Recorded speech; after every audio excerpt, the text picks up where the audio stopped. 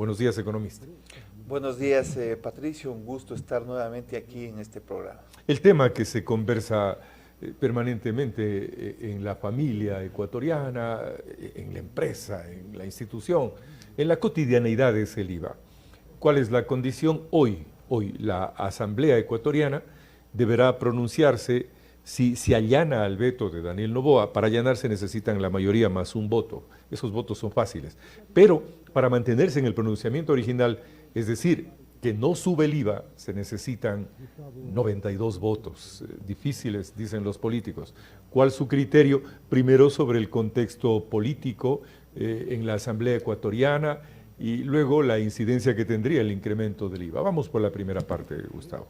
Bueno, yo creo que es importante señalarle a la ciudadanía que el proyecto inicial, original del presidente Daniel Noboa, exclusivamente contemplaba el incremento del impuesto al valor agregado en forma permanente del 12 al 15%. Ese era exclusivamente... Eso pidió el presidente Noboa, originalmente el presidente de la República. ¿Qué es lo que pasa? Que al interior de la Comisión de lo Económico y al interior de la Asamblea, sus dos principales aliados, es decir, el bloque de la Revolución Ciudadana y el bloque del Partido Social Cristiano, se opusieron y se siguen oponiendo aparentemente al incremento al impuesto al valor agregado. Y en su lugar crean, por iniciativa de la Asamblea Nacional, tres impuestos adicionales que no estaban contemplados en el proyecto original. Por eso se habla de inconstitucionalidad de lo que fue aprobado de estos tres impuestos complementarios, porque la Constitución muy claramente dice que solo por iniciativa del presidente de la República se podrá crear, ampliar, derogar, etc.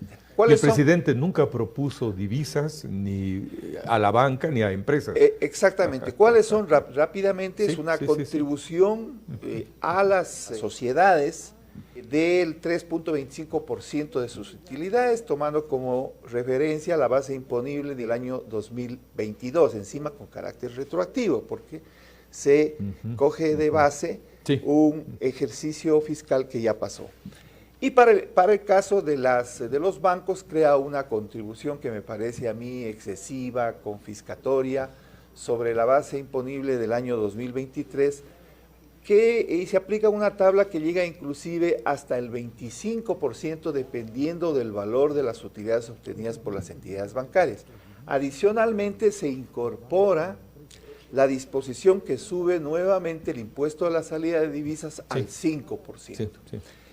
Y exprofesamente no aprueban la disposición del presidente de la República en cuanto al impuesto al valor agregado, pero, y ahí viene el artificio, digamos, dejan abierta la posibilidad para que luego el presidente de la República insista a través de la objeción parcial, aunque hay algunos analistas, algunos abogados, que consideran que también es inconstitucional el hecho de que el presidente pueda objetar un artículo que ya no fue contemplado en la aprobación de la Asamblea Nacional en el texto original. Gustavo, usted también es un gran abogado, su formación también.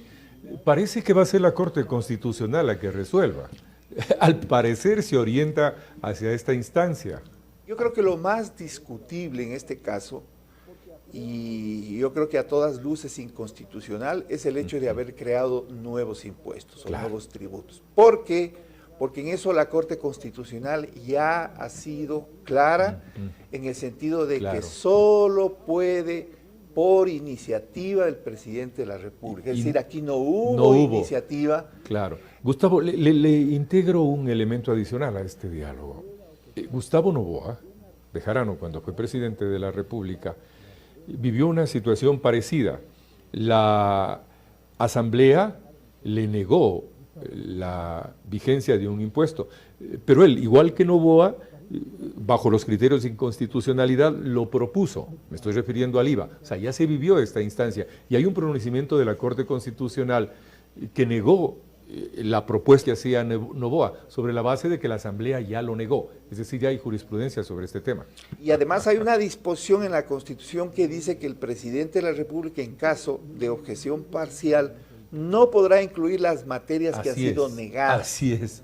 No dice los artículos, pero dice las materias. Claro, entonces al parecer la Corte Constitucional va a tener trabajo para resolver esta condición así es. Bueno, de aparente inconstitucionalidad. Se van a plantear acciones porque no puede actuar de oficio la Corte Constitucional. Así es. Sobre todo creo yo que los bancos, que son los más afectados por impuestos confiscatorios, decía, una entidad, usted le de sus utilidades, ya le descuente el 15% para los trabajadores, luego le descuente el 25% por concepto del impuesto a la renta y encima de eso le descuente el 25%. Y la banca obligatoriamente tiene que establecer reservas patrimoniales. O sea, es complicado porque usted sabe que el sistema financiero es uno de los soportes de la economía y ha permitido conjuntamente con la dolarización que la situación no sea más grave.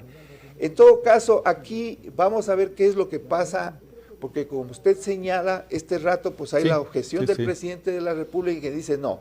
De nuevo yo insisto en este tema. Hay que ver qué sucede hoy, ¿no? Un poco cambiado porque inicialmente era del 2 al 15, ahora propone un texto en donde él tendría la disposición a través de un decreto ejecutivo de dejarlo en 13, 14 o 15. Claro, podría hacerlo el lunes. Aquí vale la pena aclarar el tema. Por favor.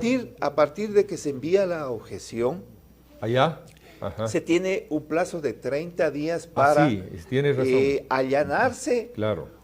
o para insistir. La Asamblea puede allanarse, puede insistir, pero hay una tercera alternativa que es que no se pronuncie, en cuyo caso entonces entra por el Ministerio de la Ley, pero luego de 30 días. Si hay los 70 votos, ¿qué pasaría? Si hay los 70 votos y se allanan, mañana entran en el registro oficial y puede inmediatamente subir el impuesto al valor agregado. Si hay los 92 votos. Si hay los 92 votos, mañana se publica en el registro oficial y ya no podrá subir el impuesto al valor agregado. Pero si se queda en el limbo, seguimos esperando los 30. Tendríamos que esperar que por el Ministerio de la Ley se publique en el registro oficial ahí habrán con la objeción del presidente de la República. Es decir, ahí ya se podrá incrementar el impuesto. Y ahí habrán observaciones, demandas, acciones constitucionales seguras. Con seguridad. El impuesto al valor agregado, en teoría, usted también es de este ámbito, sabe que el impuesto al valor agregado es aparentemente un impuesto regresivo. Impuesto regresivo porque termina afectando proporcionalmente a los que menos tienen, porque tanto los de mayores ingresos como los de menores ingresos tienen que pagar un mismo valor. Por ejemplo, si se toman una Coca-Cola o si se compran algún producto. Para quien gana $2,000 un incremento en la Coca-Cola ni lo siente. Voy a utilizar frases muy nuestras. En cambio, un ciudadano que esté en extrema pobreza, que es un gran porcentaje, si le suben 3 centavos a la Coca-Cola, ya lo va a sentir. Exactamente. Ese es en la teoría, en la doctrina, el carácter regresivo. Sí. Ahora, ¿qué es lo que pasa en el país? En el país el impuesto al valor agregado tiene unas excepciones que muy difícilmente se repiten en otros países. Y esto quiere decir que no están grabados los principales productos de la canasta básica, esto es lo que es alimentación y servicios como educación, salud, etcétera. Es decir, hay una serie de servicios que pagan IVA cero y que obviamente tampoco no van a ser afectados.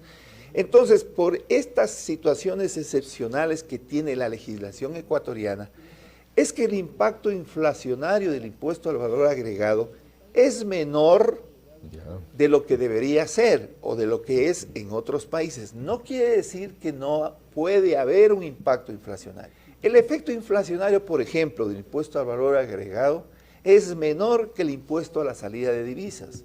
El problema aquí, Patricio, es que si el Estado central, si en general el Estado no hace esfuerzos para equilibrar sus finanzas públicas, es decir, para reducir los gastos improductivos, esta recaudación de recursos que temporalmente podrán servir para financiar el conflicto armado interno, van a ir a un barril sin fondo, van a ir a un saco roto y va a estar latente el problema del déficit fiscal y el desequilibrio de las finanzas públicas. La solución definitiva es disminuir el gasto. La solución definitiva es disminuir el gasto, optimizar en la medida de lo posible, por ejemplo, tomar medidas que pueden resultar duras, pero que son mayormente sostenibles en el tiempo para poder equilibrar esto, como el tema del subsidio a los combustibles. Claro. Porque el subsidio a los combustibles es un subsidio perverso que finalmente termina beneficiando